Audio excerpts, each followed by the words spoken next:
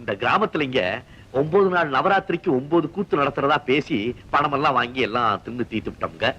கடவுள் புண்ணியத்தினாலையும் உங்க புண்ணியத்தினாலையும் 6 நாள் கூத்து ஒழுங்கா முடிஞ்சது. இன்னைக்கு 7வது நாள் கூத்து சத்தியவான் சாவித்திரி. நான் தான் சத்தியவான் போடுறவன். சாவித்திரி போடுற பொண்ணு ஏதோ தின்னக்கூடாத தின்னுவிட்டு அவள் பாட்டுக்கு ஏதோ கிடக்குறா. உடம்பு சரியில்லை, நாடகத்தை நடத்த முடியாதுன்னு சொன்னா கிராமத்தாங்க விட்டுருவாங்களா, வெட்டி பொலி போட்டு விடுவாங்க.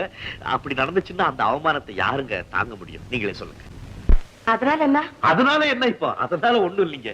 இன்னைக்கு கூத்து நிக்காம ஒழுங்கா நடக்கணும். அதாவது எங்க நாடகத்துல இன்னைக்கு நீங்க சாஸ்திரியா நடிச்சா நான் வேஷம் போட வழியே இல்லைங்க. நீங்க கண்டிப்பா வேஷம் போட்டுத்தான் தீரணுங்க. நீங்க ஒண்ணுமே செய்ய வேண்டாங்க. நீங்க பாட்டுக்கு நில்லுங்க. பேசுறது பாடுறது கூத்தாடுறதெல்லாம் நாங்க பண்ணிக்கிறோங்க. கலைதேவியே உருவெடுத்து வந்த மாதிரி நீங்க நிக்கிறீங்க. நீங்க கண்டிப்பா வேஷம் போட்டு தானுங்க தீரணும். நீங்க போட்டீங்கன்னா கலை உலகத்து மானத்தையே காப்பாத்துற மாதிரிங்க. நீங்க வேஷம் போடாம நாங்களும் விட மாட்டோங்க. ஆமாங்க, மன்னிச்சு